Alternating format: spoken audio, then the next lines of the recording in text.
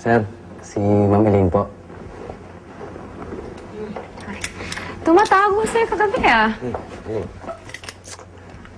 Last night I had a meeting with Mr. H and yung bagong leading lady ni Justin.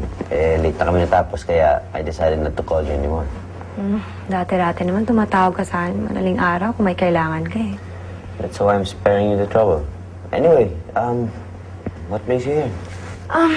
Gusto ko lang sana magpasalamat sa mga flowers na pinadala mo sa akin. Flowers? Yeah, yung pinadala mo sa akin kahapon. Ayan ang asawa mo. Mabuti sabihin mo sa kanya, dito siya mag-dinner mamayang gabi para mag-usap na yung mag-ama. Oh, alis na ako. Akala ko ba wala kang lakad ngayon? Hindi, papasok na ako sa ospital. Hindi ako dito mamaya magla-lunch, ha? Mag-iimbita si Jimmy. Para dito ka magdi-dinner? Baka. Bakit ba? Para lutuin ko yung paborito mong pagkain. Sobrang natuwa talaga ako. Kaya invite sana kita for dinner later. If you're free. Flowers. Dinner. Yeah.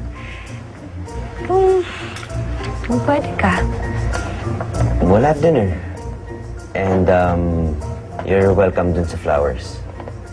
We'll see each other later. Okay, I'll see you. Bye. Bye, Marla. Bakit naman bigla mong iluluto yung paborito kong pagkain? Ano ba pinaplano niyong dalawa? Ikaw talaga lalaki ka.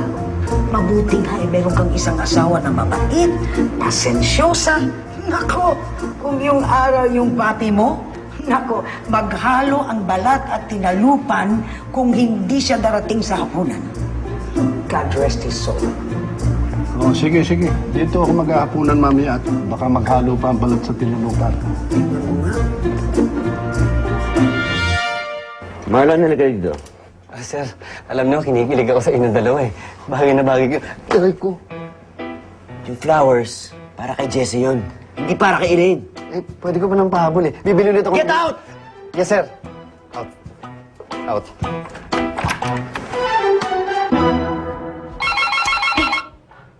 Hello? Tamang istorbin ako dito sa banyo? Uy, bakit ang tagal mo? Kanina pa ako nandito sa labas ah. Nagmamadali na. Ito na nagmamadali na. Basta pag nagtanong tungkol sa honeymoon natin, ako na lang pasagutin mo ha. Oo ka lang ng oo. Baka naman kung ano sabihin mo dun. Ayos na ba tayo? Oo nga, nandito na ako sa kotse. Bilisan mo. Gutom na ako. Paano yan? Magbaon ka na ng tinapay at kainin mo dito para pagdating mo dun, busog ka na. Halika na, baka matraffic pa tayo. Teka. Huwag mo kalimutan yung mga singsing natin ha. Kailangan suot natin yun. Okay naman po yung honeymoon namin.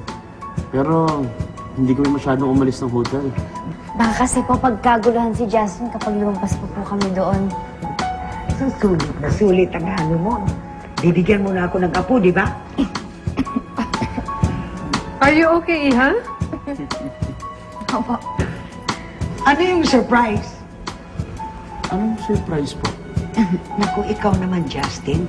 My goodness, it's just common courtesy na kung kayo ay galing sa ibang lugar galing sa honeymoon, syempre, meron kayong dalang pasalubong, ano? Pero mamita, binigay ko na po last week, hindi po ba? Yung galing sa'yo, yung galing sa kanya. Ma, hindi naman siguro. My goodness, that's unforgivable. Alam ba ninyo, yung nag-honeymoon si Lorenzo at saka si Lilin, nag-uwi sila ng isang sculpture na hanggang ngayon nakadisplay dyan sa kwarto namin. At saka, pag nagbibisita siya dito, she even brings cakes na siya mismo nagbe-bake. So, what is the surprise?